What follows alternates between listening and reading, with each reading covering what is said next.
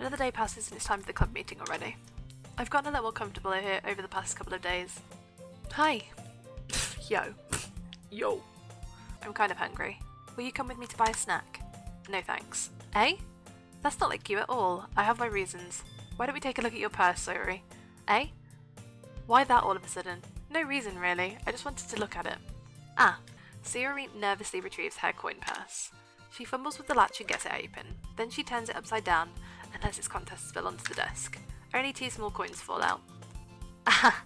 I knew it. I can see right through you, Sayori. That's not fair. How did you even know? It's simple. If you had enough money in the first place, you would have bought a snack before coming into the club room. So either you're not hungry and wanted an excuse to take a walk, or you planned to conveniently forget that you spent all your money so that I would lend you some. But there's one more thing. You're always hungry. And so, that only leaves one option. Whap!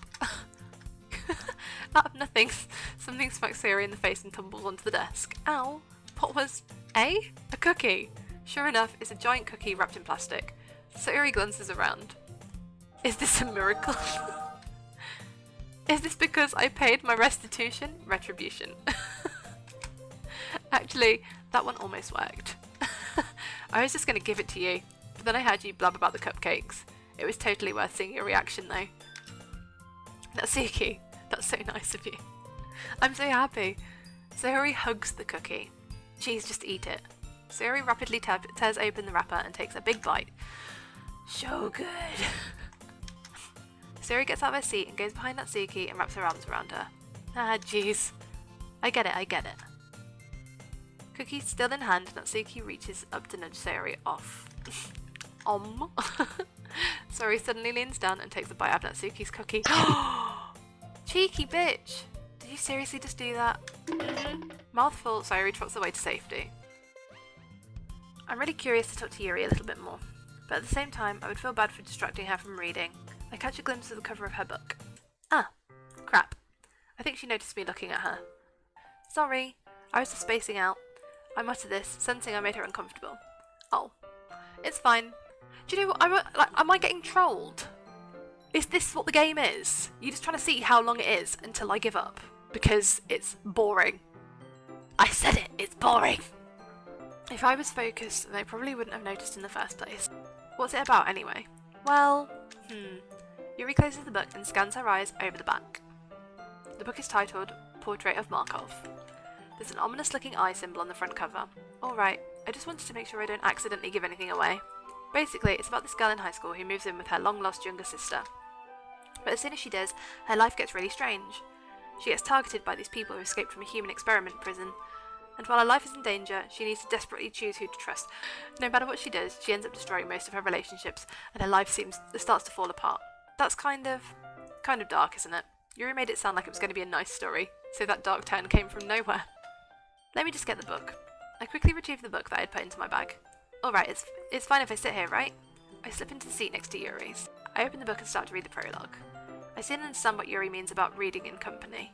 It's as if I can feel her presence over my shoulder as I read. It's not a particularly bad thing. Maybe a little distracting, but the feeling is somewhat comforting. Yuri's in the corner of my eye. I realise that she's not actually looking at her own book. I glance over. It looks like she's reading from my book instead. This should work, right? I slide my desk until it's up against Yuri's and hold my book between the two of them. Oh, I don't care! Oops. Okay, everyone. Oh, thank God. I think it's about time we show it. Are we sharing more poems? I like this one. It has some nice feelings in it. I'm glad. Does that mean it's better than yesterday's? Let me think. I don't know. I guess I like them both. That's not very helpful, you know. Well, I'm not very good at figuring out if poems are good or bad. I pop off my scalp like the lid of a cookie jar. It's warm and tingly. There's no time to waste. I put it in a bottle to keep it safe, and I put the bottle on a shelf with all of the other bottles. Happy thoughts, happy thoughts, happy thoughts in bottles, all in a row. Night after night, more dreams, friend after friend, more bottles. Deeper and deeper my fingers go, like exploring a dark cave, discovering the secrets hiding in nooks and crannies, digging and digging, scraping and scraping. She sounds like she's about to have a mental breakdown. Holy crap. Monica taught me a whole lot, and I've been really in touch with my feelings recently. I see that. It's almost kind of creepy. Creepy? Well, not exactly. Maybe because I'm so used to you being cheerful. Amy likes spiders. You know what I heard about Amy? Amy likes spiders. Icky, wriggly, hairy, ugly spiders. That's why I'm not friends with her. Amy has a lot of friends. I always see her talking to people. She probably talks about spiders. What if her friends start to like spiders too? That's why I'm not friends with her. It's gross. She's gross. The world is better off without spider lovers. And I'm going to tell everyone. Can't read anymore. Just want to read the poems. It does get there, but not in the way you expect.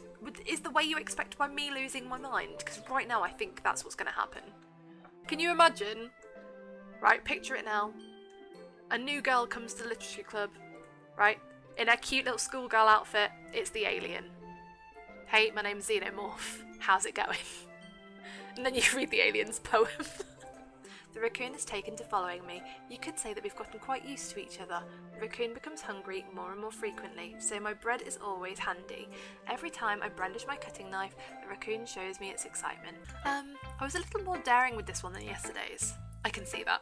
Yeah, if I take it as face value, then I can't even figure out what it's supposed to mean. Well, I think it's something that different people can relate to in their own way. One eternity later.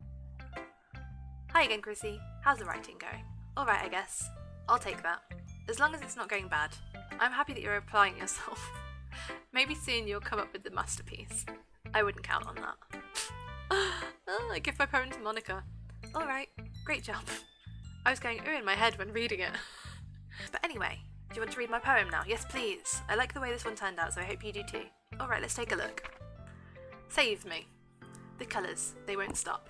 Bright, beautiful colours. Flashing, expanding, piercing. Red, green, blue. An endless cacophony of meaningless noise. The noise, it won't stop. Violent, grating waveforms. Squeaking, screeching, piercing. Sine, cosine, tangent. Like playing a chalkboard on a turntable. Like playing a vinyl on a pizza crust. An endless poem of meaningless. The noise, it won't stop. Like the poems, huh? Oh no, they just stay in so many poems. The way I wrote on the lines really short makes it feel like they're trying to speak over noise. I see.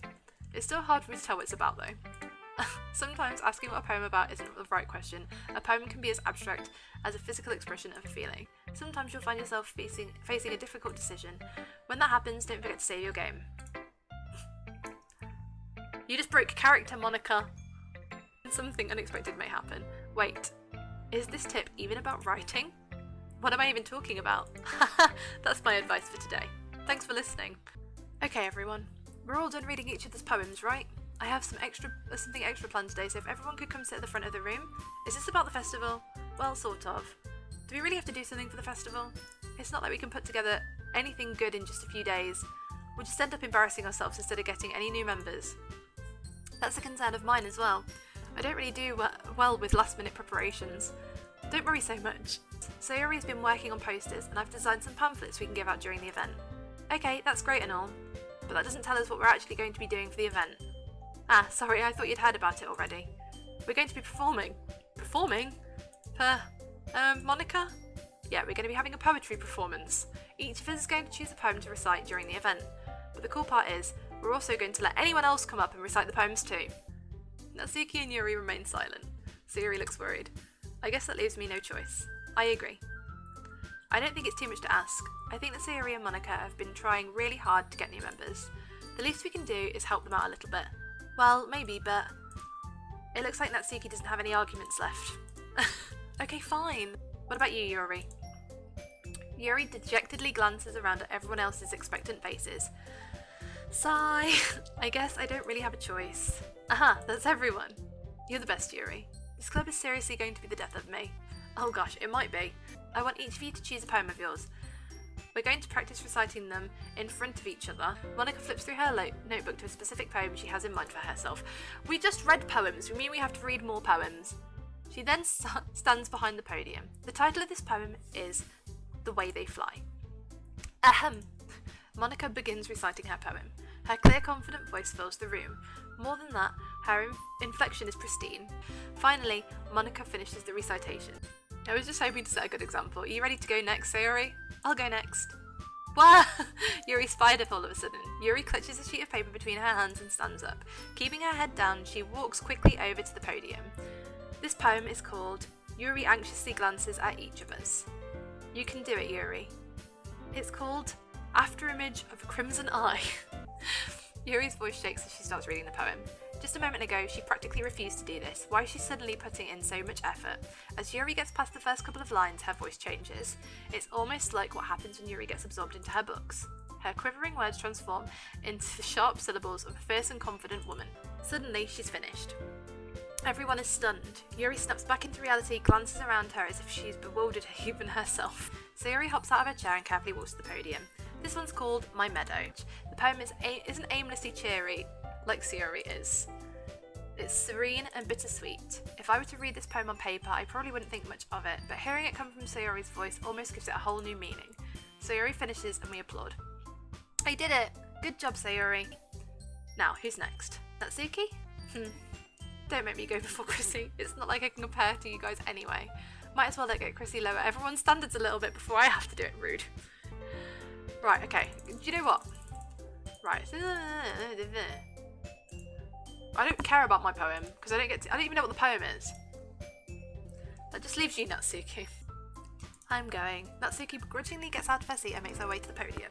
This poem is called... It's called Why Are You All Looking at Me? Because you're presenting. Anyway, the poem is called Jump. Natsuki takes a breath. Once she starts reciting the poem, her sour attitude disappears a little. Natsuki finishes and everyone applauds. She huffs back to her seat. That wasn't so bad, was it? Easy for you to say. You'd better not make me do that again. I can put on whatever face I want for other people, but when it's just my friends, it's just embarrassing. Make sure you pick a poem and get enough practice before the festival, okay? I'll be making pamphlets, so let me know ahead of time what you'll be reciting. Okay everyone, I think that's about it for today, thank God! I know the festival's coming up, but let's try to write poems for tomorrow as well. It's been working out really nicely so far, so I'd like to continue that. As for the festival, we'll finish planning tomorrow, and then we'll have the weekend to prepare. Monday's the big day. I can't wait. I can do this, I can do this. Alright. I woke home with Sayori once more, even though it's only been a few days, a lot of things have already changed, but today Sayori is being a little quieter than usual on the way home. Hey Sayori. Sorry, I was spacing out. Oh, no wonder. Same. Sayori fumbles with her words. So let's just say one day, Yuri asked to walk home with you. What would you do? What kind of question is that? You're kind of putting me on the spot here. I would still walk home. Well, I don't know where Yuri lives, so I'm assuming. But she's so beautiful and smart. Jeez, I already see her in the club every day. Besides, you always seem to really like going home together. I wouldn't just ruin that for you. The conversation trails off. It's kind of weird, a weird thing for Sayori to care about so much.